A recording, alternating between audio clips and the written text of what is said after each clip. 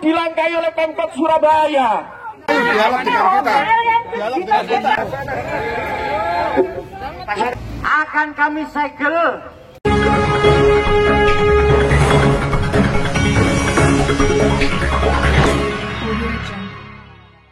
Assalamualaikum warahmatullahi wabarakatuh. Salam sejahtera dan salam pilkada sehat. Warga Surat Ijo yang tergabung ke dalam komunitas Pejuang Surat Ijo Surabaya, KPSIS, menggelar unjuk rasa di depan kantor Kanwil BPN Jawa Timur, Senin, tanggal 5 Oktober tahun 2020. Dalam unjuk rasanya, puluhan massa yang dipimpin Haryono tersebut mendesak Kanwil BPN Jawa Timur mencabut SK HPL yang dikeluarkan BPN Jatim.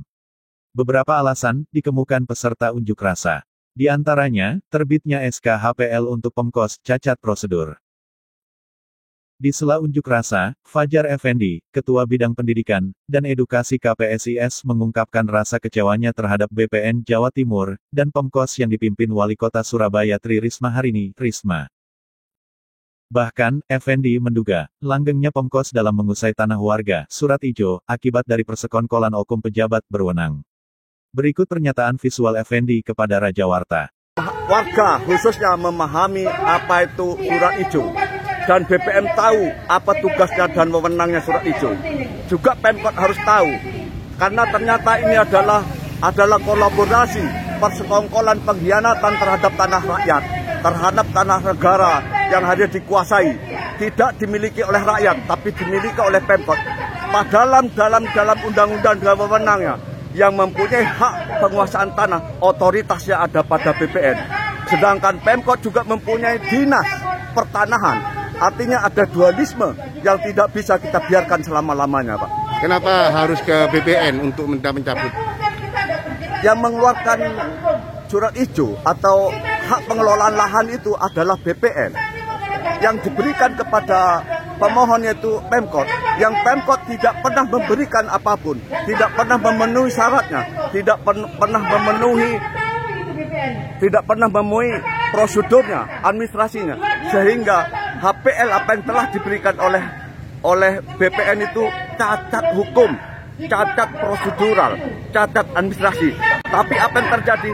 BPN tetap diam seribu bahasa, seolah-olah dia tidak tahu apa yang terjadi dengan tanah di Surabaya ini.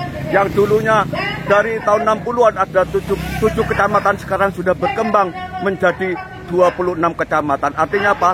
Pemkot sudah sewenang-wenang melangkahi wewenangnya BPN, tapi BPN sampai saat ini masih diam. Kenapa hingga saat ini BPN belum mau mencabut itu? Karena dulu pejuang hanya tahu Surat Ijo hanya Pemkot, Pak.